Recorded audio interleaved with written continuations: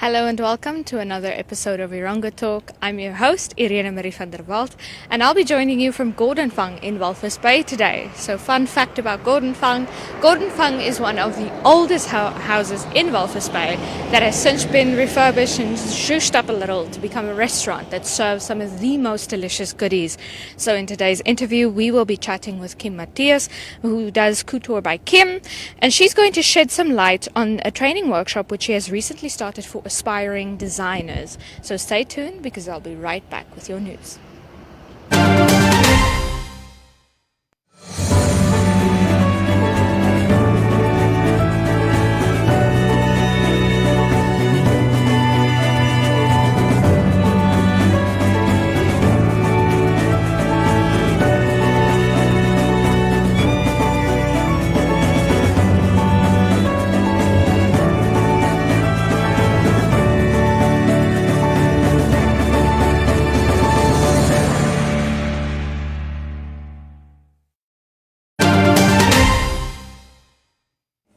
And now it is time for today's news. In our first story for today, the Erongo Regional Council Chairperson Siska Smith-Howard said last week that she's a servant of the people and will put the needs of the people before her own. As she's quoted in saying, "I encourage all members of the Regional Council to take my hand in this important task. We are bearers of the public office and thus the fighters on the front line for our people and their needs." It was in the first meeting of the new regional council after the elections at the end of last year. Since then, several members of other parties have served on the council, which was previously dominated by the Southwest African People's Organization, known colloquially as SWAPO. This includes Smith-Howard of the IPC, who is the first chairperson from an opposition party. On Friday, she stated that the regional council would have to climb a huge mountain to bring Erongo from an economic stronghold to the light of prosperity. "But I can't do this alone, and I ask everyone for help, and I promise my help in return," she said. As a new regional politician, she admitted that she was going through a learning curve in her new position. However, through cooperation and commitment, the region can be made the envy of the mother country. Smith-Howard has set several goals that she plans to implement over the next few months. In our second story for today, the Swakopmund municipality has noticed a significant increase in blockages in the sewer system. One reason for this is that residents flush large objects either in down toilets or dump it in a manhole. The sewer pipes are not waste containers. "We ask that everyone refrains from dumping any objects in it," said the town council. Swakopmund's sewage treatment team also often remove rather strange objects from the sewer. This includes bricks, charcoals, batteries, spoons, pots, nets, socks, clothes, stones, sand, and so much more. Such objects collect in the sewer and blockages, leading to an overflow from the drain in the streets and elsewhere. So please be mindful of what you send into our sewage systems. And on that note, we end today's news.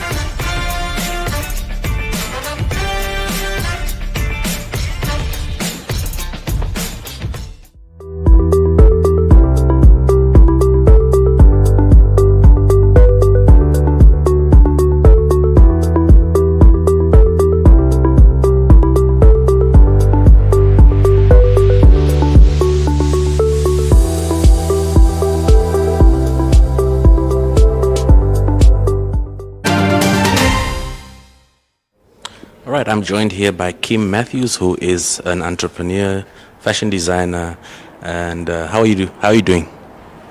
I am fine. How are you? I'm doing well. Happy New Year to you. Yes, you too. Yes, Happy New Year. awesome stuff. So you have been quite busy, and first of all, tell us who is Kim. Kim is known by initial, which is Kaino Ipuleni Mathews. I'm a fashion designer slash textiles and visual artist. I have my own business, which is Kim Mathews Boutique, registered in 2016, and I also work at Costa as a fashion designer trainer. Wow, so many titles and awesome stuff, nah? We are really inspired by you. So when did you get involved in fashion and fashion designing? I got involved in fashion when I finished my higher diploma in fashion design at UNAM.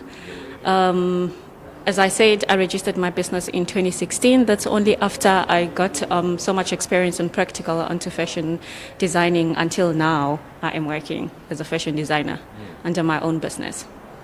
And obviously, you also specialize in tourism. You have a qualification as well in tourism. After obtaining my higher diploma, I went on to study tourism, which is an honors degree at UNAM.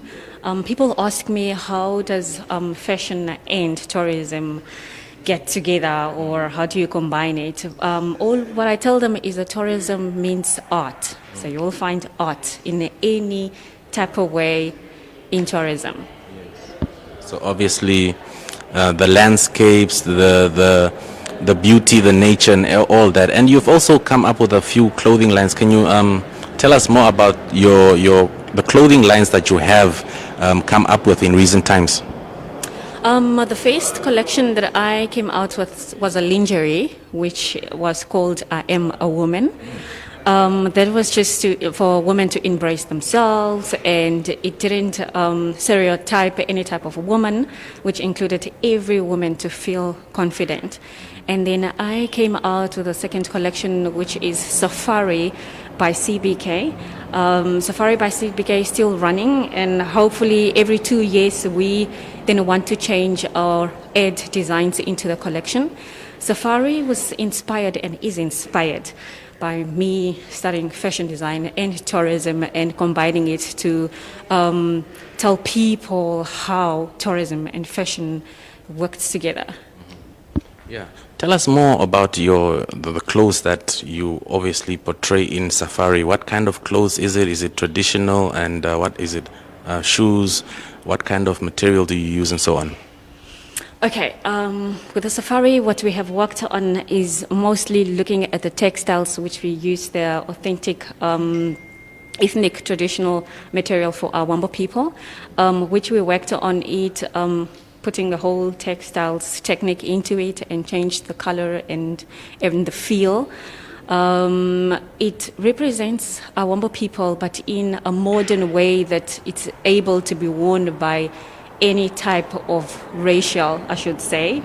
It's not only made for our Wamba people, but for tourists. Those are my target markets, in a way that it could go hand in hand in whatever nature and environment they are in when they are visiting any tourist place or attraction.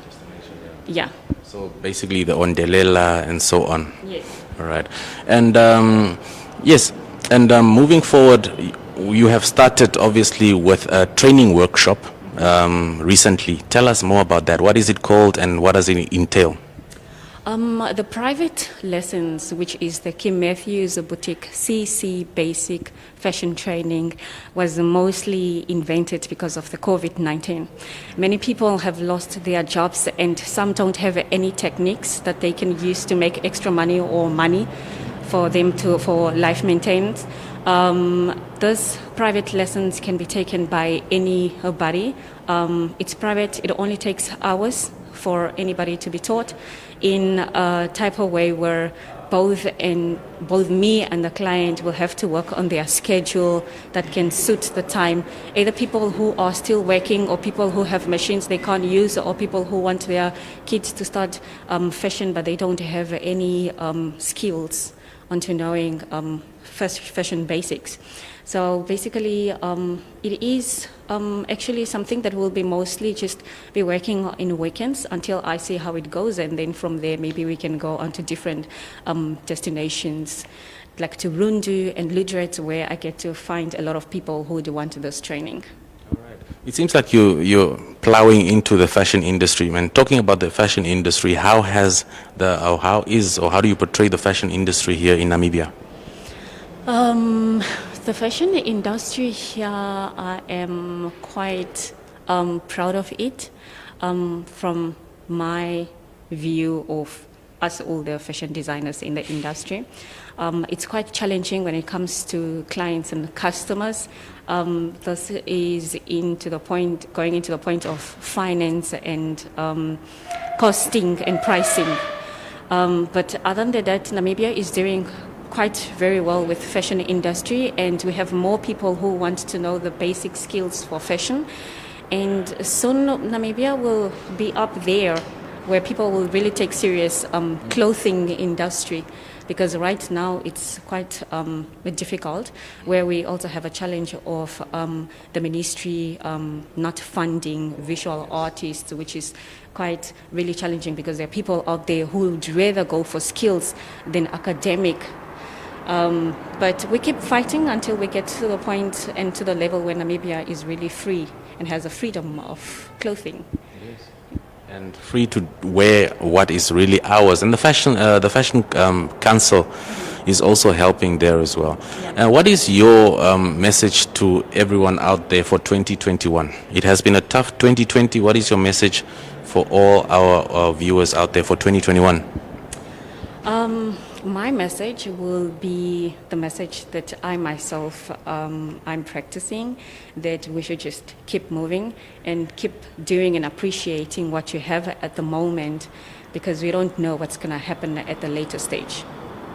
Right. So that was Kim Matheus. Keep watching Erongo Talk. We'll be back after this.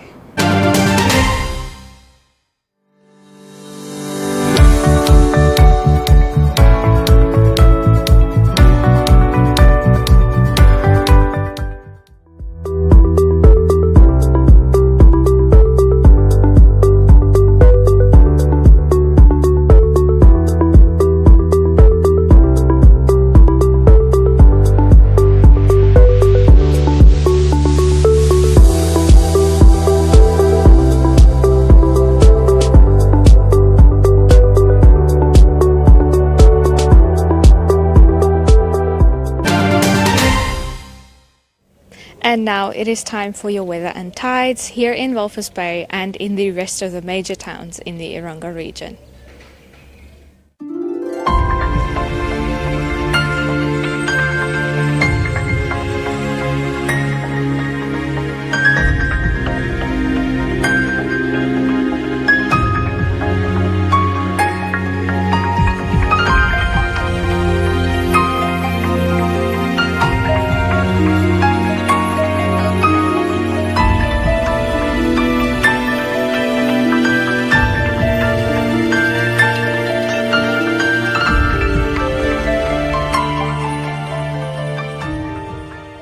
Hi, Namibia. This is Kim Matheus, the Creative Director of Couture by Kim, and you are watching Erongo Talk.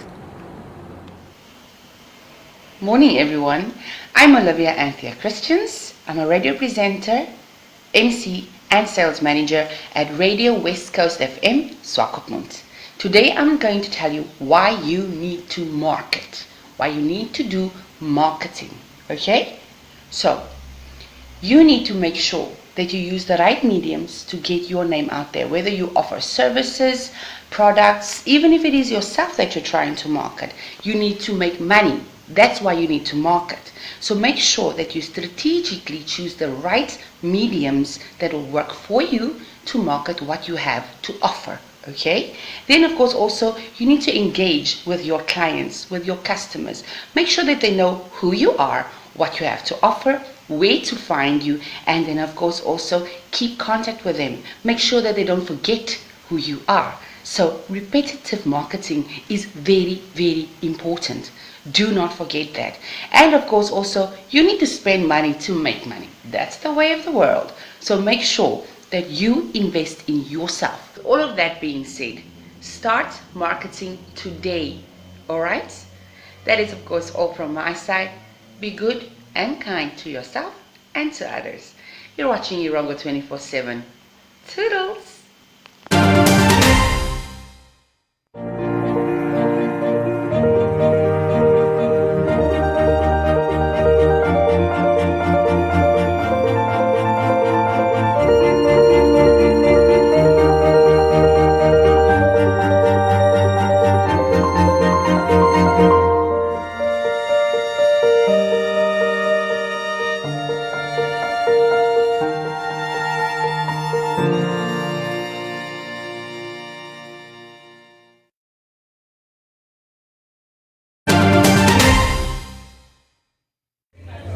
And that unfortunately brings us to the end of another episode of Erongo Talk here at Gordon Fang. It was wonderful to have you today. So don't miss us too much until tomorrow, because you can get in touch at our website. That's www.erongo.com.na. It's www.erongo.com.na. Or you can send us a WhatsApp or a Telegram for advertisement opportunities, or let us know what's happening in your town and your community at 0811 7040. That's 0811 7040. And if around 10:30 tomorrow morning you need a little something to hold you over until you can join us again, you can join our sister publication, Windhoek Express, with their show We Talk, and you can catch us again tomorrow at 12. So until then, stay safe, stay healthy, sanitize your hands, wear your masks, maintain your social distancing, wear your gloves, take care of yourselves and take care of each other. We'll see you again tomorrow.